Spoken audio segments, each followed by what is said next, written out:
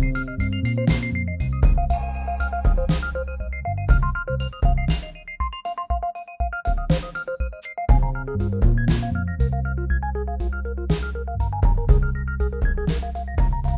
entrepreneurs, digital nomads, and business gurus.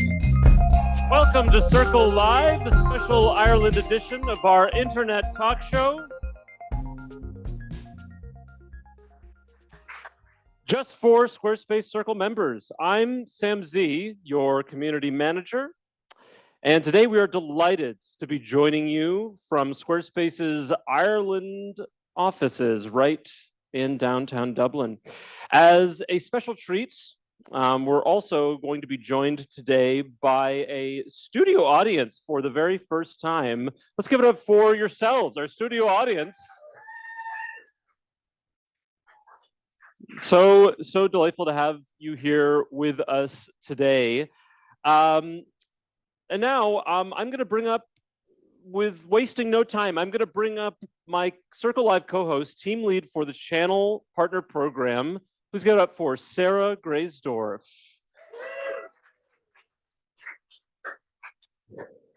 Sarah, you've been with me in Dublin for a few days now, and I know that you are a tremendous foodie. What has been your favorite thing that you've eaten? So good to be here. Sam, online attendance, in-person studio audience. We had a great meal on our first night here. We went to Fish Shop, which is rumored to have the best fish and chips in Dublin. And we had phenomenal fish and chips. We also had great local oysters, some crab toast, and some orange wine. It was phenomenal all around. I remember that meal, and I thank you for finding that, because I don't know how to look for restaurants. Yes. One of my failings. I am more than happy to be the cruise director for this 1 week trip to Dublin. And what a cruise it's been. Such a fine and rainy cruise. Next, I would like to welcome to the stage another member of today's panel, Director of Channel Partner Business. Please welcome Jeremy Schwartz. Jeremy, being a longtime New Yorker, how have you found getting around in Dublin? Thanks for asking, Sam. It's been lovely being in Dublin. Great to be with my cruise director, my colleague, meeting new people here. As a New Yorker, you really pride yourself on knowing how to walk a street and get really annoyed with people who don't, who go too slow and so on and so forth. Anyway, I was crossing a bridge from the north side to the south side, or vice versa, and this bike rider was going right at me, was not getting out of the way. And then I realized I was walking on the right instead of on the left, and I was the jerk this time. So mostly I've been enjoying getting around, but I still have to wrap my head around the, my driving on the right centricity. Classic faux pas. Classic. Totally something we all need to watch for. Lastly, I'd like to bring on our special Circle member guests for the day. Founder and managing director of The Forest recently returned from Circle Day 2024, where she gave a talk on improving your email marketing to capture more clients. And I would add, she is a fabulous dinner company. Teresanne O'Reilly. Teresanne, as a local, let me ask you, we're just talking about, driving on the right side, driving on the left side. What behavior or clothing immediately makes you say, that's an American tourist? Other than the accent, I think the surprise that you're Irish. You're like, oh my God, you're Irish. I'm like, well, I am. I live here. We're in Ireland. So we get a lot of that because I actually live in Waterford, which is right down in the south, but it's a really gorgeous, beautiful kind of medieval city. So we get a lot of tourism. It's also home to the world famous Waterford Crystal. So again, loads and loads of North American tourists, US in particular. And yeah, they get really surprised that we're local. And I think that we're maybe culturally as similar as you guys in the US. So yeah, it's always great. We love getting US visitors here in Ireland. Well, we love being here, and we'll have a chance to chat more with you and to share some of your favorite moments from Circle Day when we return. But for now, it wouldn't be a Squarespace podcast if there wasn't an ad right when things were getting going. So in the meantime, before we go to an ad, I want to hear from you in our audience, our online audience, not just the only audience that we have. What were some of your favorite moments from Circle Day 2024? We'll review some of your answers and more when we are back after this break.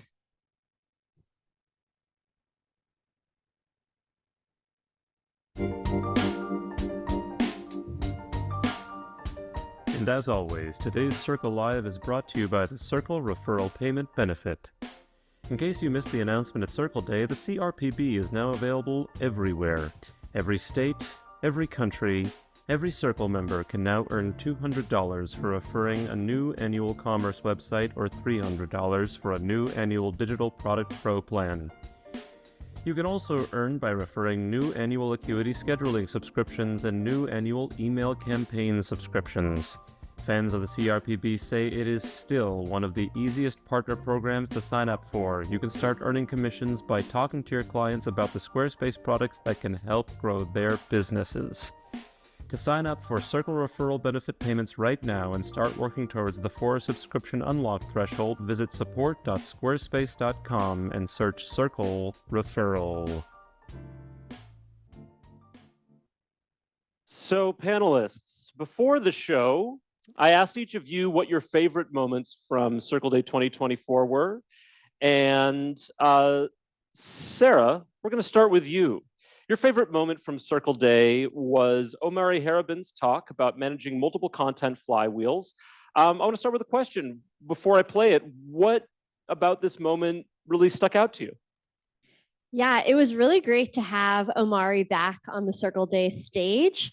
But what I think was so great about his talk in particular was just the emphasis that he put on how each Circle member can find their own journey, what kind of like feels right for them within the Squarespace ecosystem. There's not one business size that kind of fits all. And he really talked about infusing passion into your work, which I feel like is how you end up building a sustainable business. All right, well, let's watch this clip together. Passion-driven content, it keeps you motivated. You know, when it's something that you care about, you're more likely to wake up and show up and do the work that needs to happen. And when you love it, you create it, and there's a vibe, right? When you love what you do, people can feel it, and they respond in kind. Now, here's how I keep my flywheel spinning. I pursue my interests. 10 years ago, my interest was very simple. How the heck do I make a living on the internet? Number one, big interest of mine. The second interest was, how do I do this with Squarespace? Second interest. Now, those interests didn't go away. In fact, those interests sparked my curiosity. Okay, so how does this work? How do I create templates? How do I build a sustainable business on a platform serving users of that platform? And following that curiosity, I discover things. I find things that are interesting to me, things that I'm curious about, and I share them. And as often as I do that, that's what keeps my flywheel spinning. Personally, I was so glad to have Omari back for another year of Circle Day. It makes perfect sense for him and his brand, if you know him at all, putting a flywheel to use with sort of his own personal passions. Jeremy, Teresanne, what are your reactions to this moment from Circle Day? Yeah, I mean, Omari and I were kind of on the same panel insofar as we were both talking about keeping that content flywheel going across multiple, channels. In my case, it was email marketing. I took so much away from what he was saying about being authentic and maintaining your authenticity throughout your content and, entirely. And, it's something we touched on ourselves in the panel discussion afterwards. And I know, I was saying, like, when I'm creating content for either for myself or for my clients, like I say to them all the time, like, only focus on the channels that you're most comfortable with and ones that you enjoy the most, because when you are doing something that's authentic to yourself and you're doing something that feels real and feels natural, it is easy to keep that, exactly as Omari said, that flywheel, keeping that moving. That's all great. Am I on? Yeah. A thing that we talk a lot about on our team is that we're trying to help pro users, circle members build sustainable creative businesses. And so Omara using the word sustainable is really, really powerful for me. And I think it's right. If you're, or whether your social channels, like when you're talking to your clients, if you're not into it, you can't sustain it. Yeah, and so I think sustainability in pro user, circle members, creative businesses, in their clients' businesses is extremely powerful. Teresanne, I'm going to put you on the spot right now, and I'm going to show one of my favorite moments from Circle A 2024, which happens to feature you. I know, you're going to love it. You're going to love it, and everyone else is going to love it too.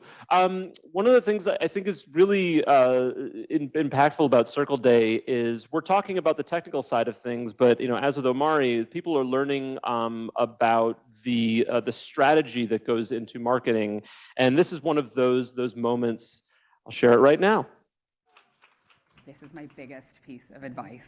So regardless of what you are sharing in your email marketing, keep it short, friendly, and relevant. So don't get me wrong. I do think it's lovely when business owners and marketers feel really comfortable and confident sharing, those little anecdotes about their lives and their business. But in my experience, subscribers really want to open the email and see that it's short and concise and to the point. And in fact, I've actually found that personalizing those emails, so we're popping just the first name in there, and then keeping them as short as 50 to 150 words can actually be a really important way to make sure that your emails are as engaging as possible. So again, I'm like, keep it short, friendly, and relevant, because when we open those emails, like we're all busy, right? So we want to open them and get straight to those little golden nuggets in there, and the quicker we can do that, the better. So 50 to 150 words, that was kind of shocking to me, but also not surprising. I'm wondering, Teresanne, when you're working on emails with clients or for yourself, are you finding that you're having to spend a lot of time shortening down to that length? Yes, and what's really funny is anybody who knows me personally or knows me, in person in business will be like, you don't really keep anything short and concise and to the point. So how is it that you're preaching this? So yes, I am definitely the type of person who has to put almost 500 words down and then really scale it back. Some people are really great at just keeping it short and concise immediately. But, I suppose I came to that discovery of the 50 to 150 words through trial and error as well. And that's another thing that I say to people all the time, like you're rarely going to get it right first time. And also there isn't a one size fits all. Like that's in my experience that those short and concise emails work. But you actually might find that, what, your followers do want those anecdotes about your life and about your business that maybe kind of set the scene for the offer that you're then going to present to them. But yeah, it's something that, as I said, it tends to work for my clients. It tends to work for me. And it is something that I struggle with. So yeah, it takes a little bit of time and effort to keep it short. Can I ask you as a practical matter, are you editing these emails and drafting them directly sort of in the email composer, or are you doing them in like a Google Doc or Word and sort of using the word count?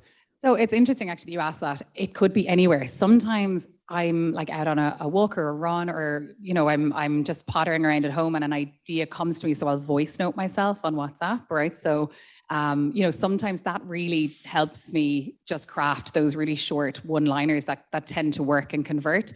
Other times I am just sitting with a Google Doc, or it's just randomly making notes. So I don't know about it. I definitely class myself as more of a creative than, an administrator. So those ideas can literally come to me anywhere. So I find like I'm writing down ideas, like if I can grab a pen and paper anywhere. So it is funny that you asked that question.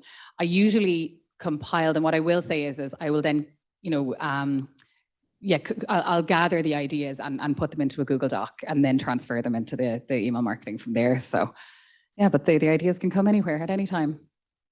That really resonated with me as well. When I think about the emails I draft internally at Squarespace, they are often start out very long and very dense and very wordy. And it's not exactly marketing, but it is communications and clear communications and compelling communications.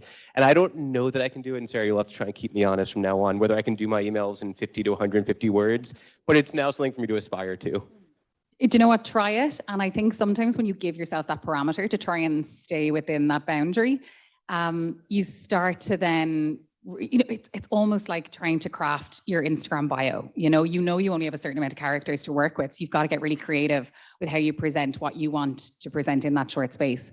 So set yourself the challenge and see how you get on.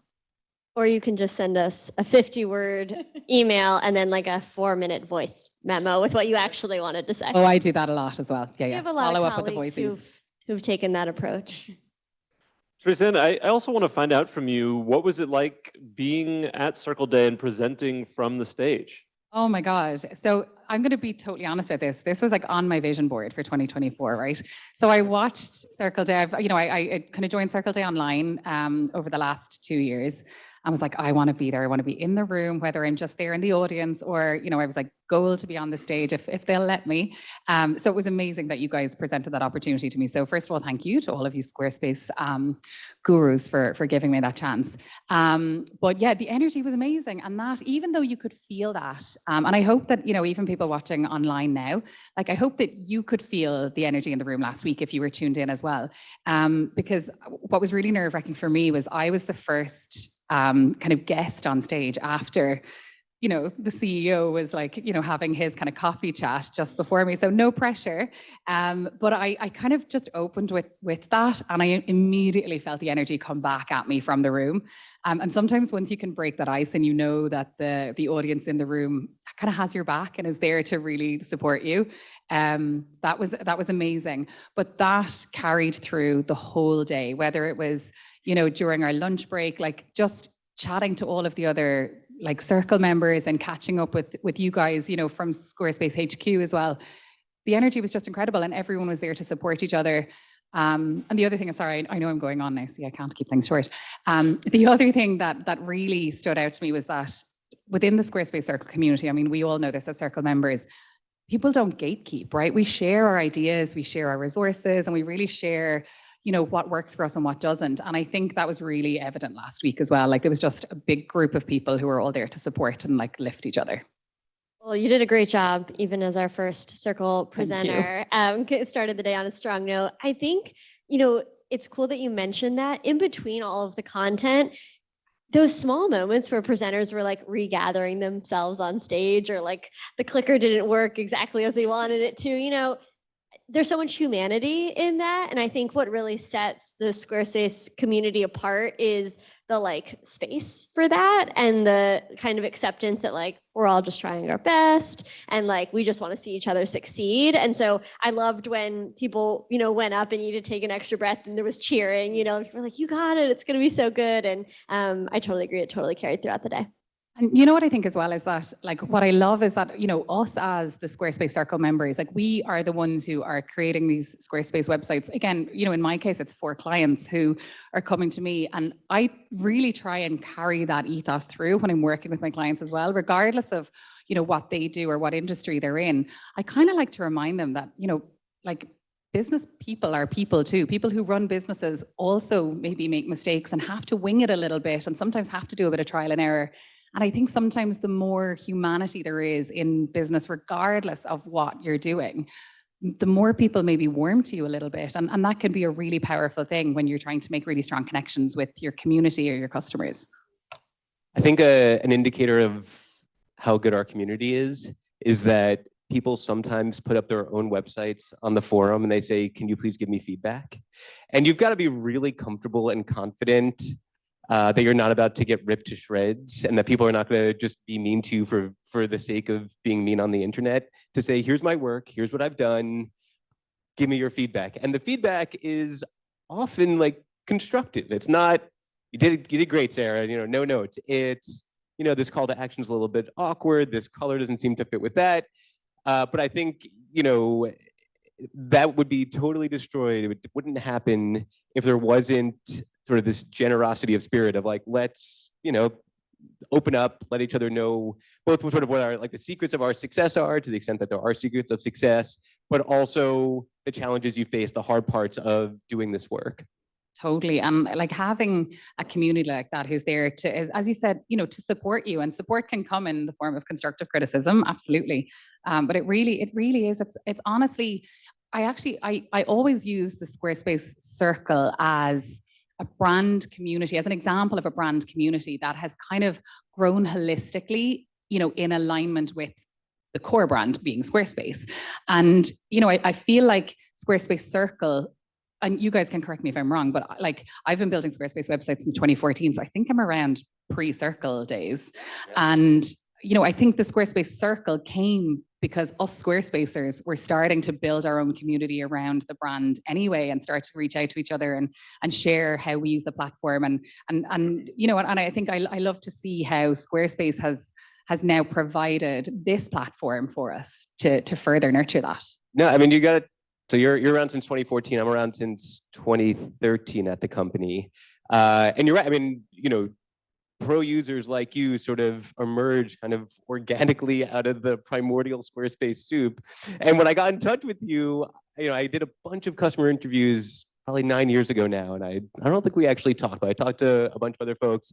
And there was all sorts of useful feedback, also sort of useful things. But one theme that I saw as I sort of went over my notes of those was, is anyone else doing this? This is kind of lonely work. I want someone else to talk to. And so really from the jump, you know, the strategy was kind of really from day one, a core component was community and bringing these people together, give them a space, create the venue for this interaction. And it's, you know, it's very validating and heartening that that's coming through and that we've retained that even as it's become much more than a forum. We've got much more than a community manager supporting you. But I agree with you. I think sort of the essence of it is, and sort of what makes it different from a lot of other programs. And this is the thing that I hear a lot on Circle Day is like variations on that. So it's really, really gratifying. And I think as well, like so many Squarespace designers, because Squarespace essentially, and this is something we chatted about at Circle Day last week, is how Squarespace like democratizes entrepreneurship, and it really gives anybody who, you know, kind of wants to give it a go. It gives them the opportunity to create a website that's affordable, that's, you know, beautiful looking, and has all of the functionalities to allow you to create and run a business. So many Squarespace Circle members started out as maybe solopreneurs, and that can be quite a lonely place, right? So it's almost like you do have to find who are the other solopreneurs, like who can I reach out to who's in the same boat? Because, you know, again, it's so much easier to do business when you know there's other people out there who are kind of in the same boat as you. So again, I mean, the Circle is just, it's been incredible. It's definitely like helped me grow my business for sure. That's a perfect transition to Teresanne, your choice for top Circle Day moment this year. The moment you chose was from the closing keynote with Squarespace Chief Marketing Officer Kinjal Mathur. You said that you liked listening to Kinjal chat about Squarespace as a brand as well as a technology company. So just to set this up, Kinjal is in the middle of answering a question about why she stuck around at Squarespace for 7 years. And part of her answer is working with Anthony, our CEO. Anthony he was so refreshing when I met him because I had spent, you know, a decade in fashion and art and helping build the commerce businesses for some pretty large fashion and art companies. And, you know, I think having a technology company that also doubles as a design company is very rare. And so he kind of spoke my language in helping understand how design can be a differentiator. And truly, it's one of the values of the company that design is not a luxury. And so I loved that, and he lived and breathed that ethos. But more importantly, being in tech for a while, you start to get used to this mantra that you hear a lot, which is invest in the product and not in the brand. And if you have a great product, build it and they will come. And while that is true when you're a first mover, nobody holds a monopoly forever. Like competitors come in, products get commoditized, services get commoditized, and you have to stand out. And companies quickly learn that brand and marketing is a way to create a connection with the consumer and have a differentiation in the market. So Teresanne, obviously this is very nice for us to hear as employees of Squarespace, but why is it important for you to work on a platform that's built with both technology and design in mind? Yeah, that's I mean, this exact moment when Kinjal was chatting about this, like it really resonated with me because I suppose from my perspective, I come from a brand background. So I kind of started in brand marketing and brand strategy and website kind of came after, because essentially, you know, if somebody comes across your brand or your business, like what's the first thing they're going to do, right? They're going to look you up online. So, you know, essentially some of the brands that I was working with initially, I was like, okay, their websites don't reflect essentially what they want their customers to see and do. So it's all, for me, I was like, right, let's create beautiful websites, at which point I find Squarespace and begin designing. So I think it was just really lovely to hear that, you know, 10 years later, Kinjal is kind of essentially reiterating exactly what, you know, what my strategy was in the first place, that having a brand is great, but, you know, you have to, or sorry, I should say having a product is great, but you have to have a brand with it that can make those connections with people. And a brand can withstand, a strong brand can withstand a lot of turbulence in an industry, you know, whether that is competitors coming into the market, whether it is somebody, you know, coming in and really shaking up and you know, and changing maybe how the industry operates. But if you can maintain that connection that you've got with your followers, because they connect with your brand as much as your products and your services, it can really help you, yeah, I suppose, just as I said, withstand any turbulence. So yeah, I think that's why it stood out. I've got a question for you. So those clients of yours who had websites that were not reflecting what they wanted their customer to know about them, who they wanted, what they wanted to be known as, what were the blockers for them? Was that they didn't have the creative in place, they didn't have the technological chops to put it up on the website? Like what was blocking them from doing that? You know what, most of the time, and this is going to sound a bit funny, most of the time they didn't realize that what they were doing, that maybe they were offering. So I'm going to take an interior designer that I work with as an example here. So her offering is extremely high end, it's beautiful, but she didn't realize that, okay, I'm creating these beautiful interiors for predominantly residential projects. She was like, I don't know how do I show this off? I was like, but like aesthetics are, you know, you've got an aesthetically beautiful product here, so, or service, you know, so I was like, we need to transfer this into something online. It never occurred to her to follow up with professional photography, because the after promotion of what she did just never occurred to her.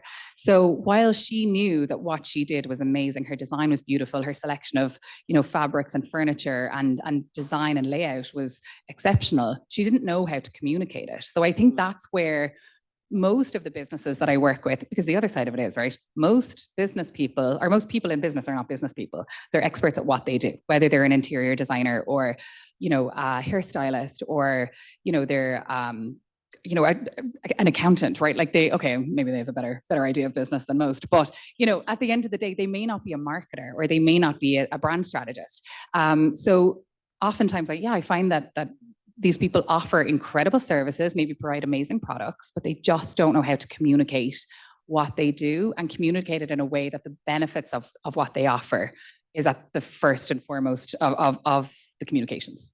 I mean, it's so interesting you say, because I think, especially when we launched Circle 7-8 years ago, I talked to, you know, people internally at Squarespace, and they would take evidence of you existing as, or the fact of you existing as evidence that the product just needs to be better. If only it was a little bit easier to upload a photo, if only it was a little bit easier to change the layout, then everybody would just be able to build their own website. And I think what I would say to them is like, yes, on the margins, that's probably true, but really the reason that pro users exist is because people don't necessarily know they may not know the tool exists, and they don't necessarily know how to put this tool to good use for themselves. And it's not really, can you get a button up or can you get a photo up? It's, what should the button say? What should the color be? Which is the right photo? Where should the copy hit on it?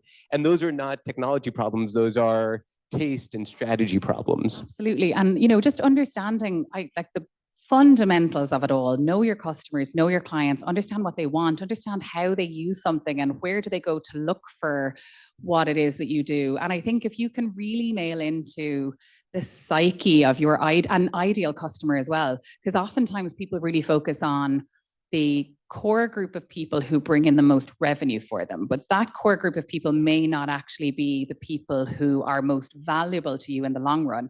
They may be the people who are just quick wins right now, you know, but there might be another cohort of people out there who ideally you want to work with more long term. So let's start kind of creating content that works for those people and catering for those on your website.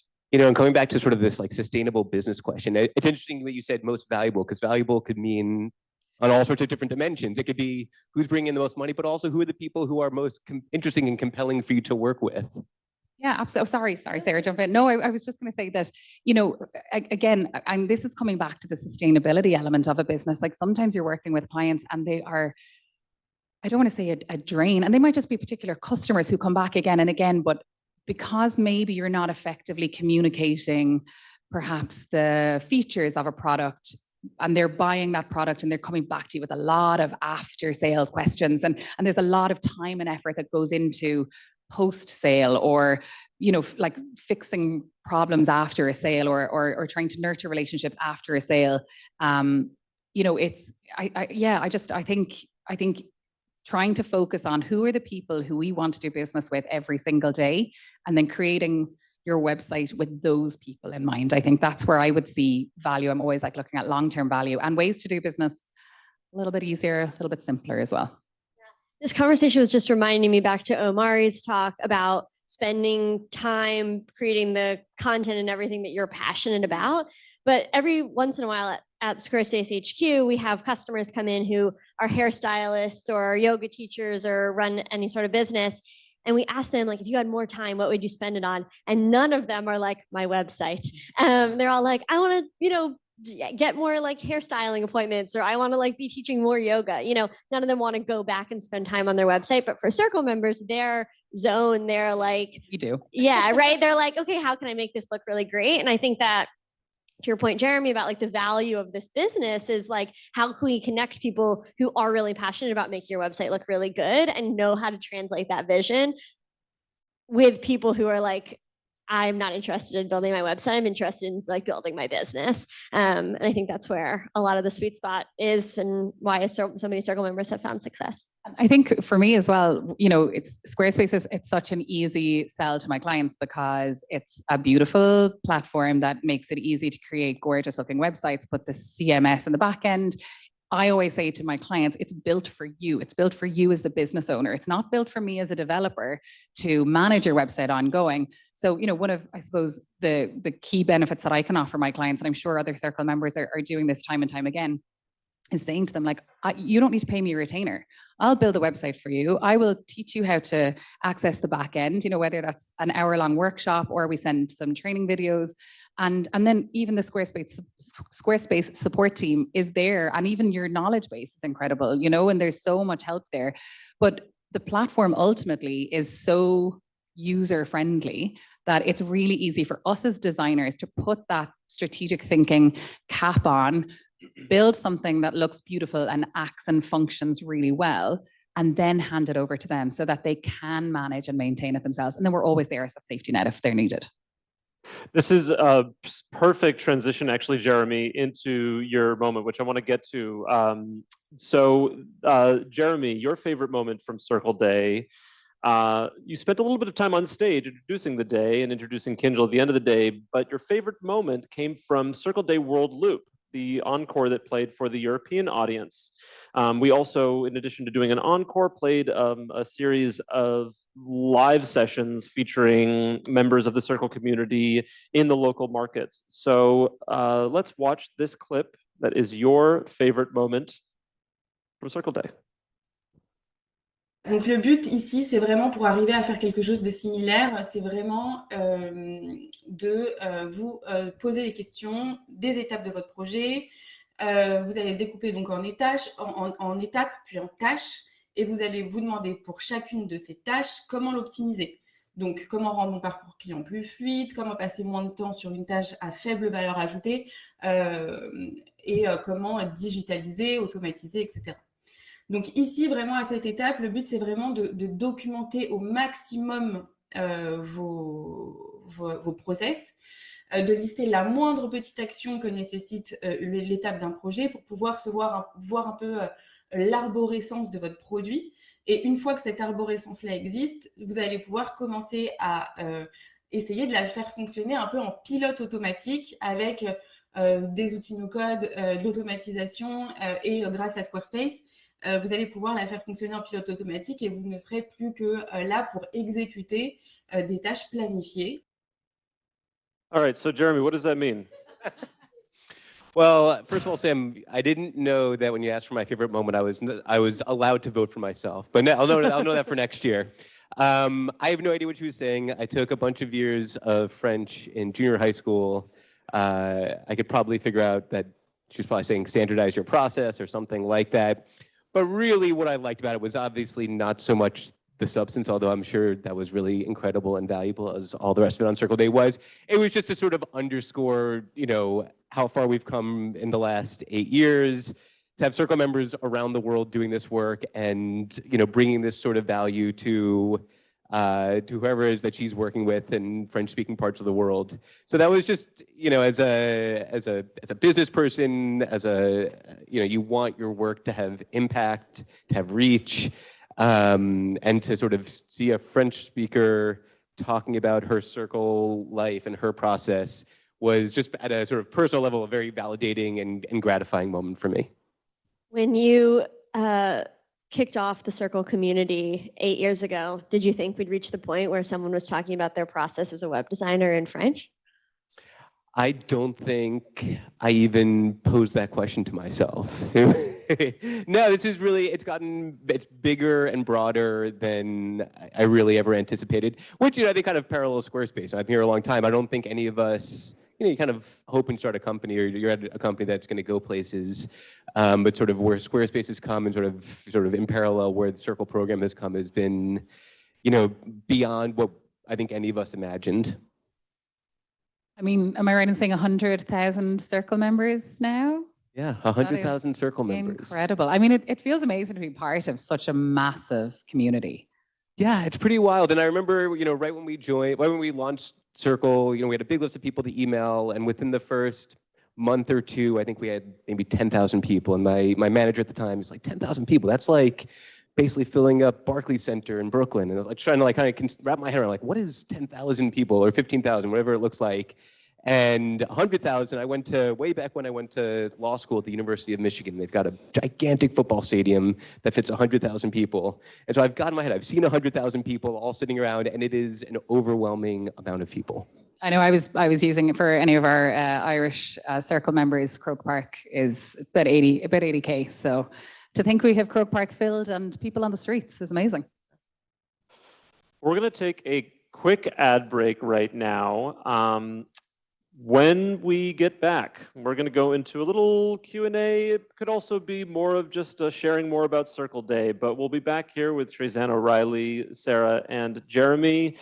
So in the chat during the ad break, tell us kind of questions you have about building a brand or creating an email strategy, or perhaps just share with us your favorite moments from Circle Day. I know a number of people have already done that.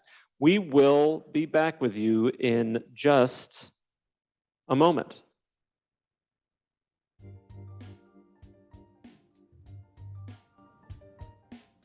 If you build websites for a living, full or part-time, a solid online presence is the foundation of your business. We also know sometimes it's easy to get caught up building client sites and let your own fall to the wayside. That's why we created Adri, a new website template created specifically with web designers in mind. The Adri template is designed as a starting point to help designers like you save time by making it quick to launch your own portfolio site. This new template helps clients discover your business, learn about your services, and get in touch to start working with you. Adri also comes with sections for client testimonials, case studies, and an Acuity scheduling block for appointment booking. Whether you're looking to launch a new portfolio or refresh your existing one, check out Adri on the Squarespace template store.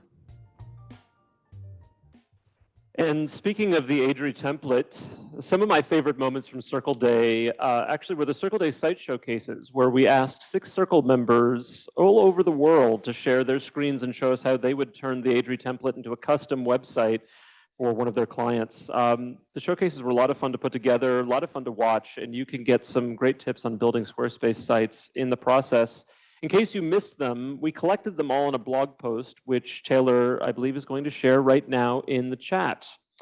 But let's dive into this Q&A share. One comment I want to share actually early on from when I originally asked for favorite moments was Marianne said in the chat, Teresanne, we felt that supportive energy online. Your presentation was great. And I think we all agree. I just wanted you to not have any doubt in your mind that everybody enjoyed it. Well, thank you. Thank you so much for that. Thank you for sending that message in as well. It's really, really great to hear. I hope you felt that supportive energy online. Sarah, what are other things that people are saying about Circle Day, or perhaps any questions that are coming up? Seeing some good engagement in the chat. Love this comment from Tom that Tom says, the best thing is that it doesn't feel like it's 100,000 members. It still feels like a tight-knit community, which we're definitely feeling in the room here in Dublin. But I totally agree. It's so special, both to see, a lot of the new friendships that I know were formed last week, but also to hear the stories about people who connected, a year or two ago and have connected, have shared clients, have worked together, have built friendships. We know that Christy and Will, who were on the Circle Day stage, met for the first time in person at Circle Day, and then ended up launching their podcast, which you would have then seen on the stage. Somewhat useful. Yes. Well worth a listen. Somewhat useful. We're still waiting for a love story to come out of Circle Day, but if that is your reality, please email me. Would love to hear about it. I'll also say that for our studio audience, if you have any questions at all, feel free to raise your hand during this. Anything about Circle Day or about email marketing or being a Circle member, building on Squarespace, Jeremy's going to run around. But I have a question that I'd like to start with, Teresanne, just about like Circle Day. Who is somebody that you met that you were surprised by? Oh, I was waiting for you to be like, who was someone that you met that you really connected with? And I was about to say Hayley Fedders. So hi, Hayley, because I know she's watching online at the moment. We were on the panel together. Who was I really surprised by? I mean, I want to say like everyone, and in a really good way, because there's a couple of people. I'm going to use Will actually as a really good example, Will Myers, because, I have like followed his journey. I have bought some products from him. I regularly use his website as a resource for when I'm building my own websites. And then, I arrived into the room and he just comes up like cool as a breeze, just so friendly, so nice, and Christy the same. And I think, I kind of had them in this like celebrity status, right?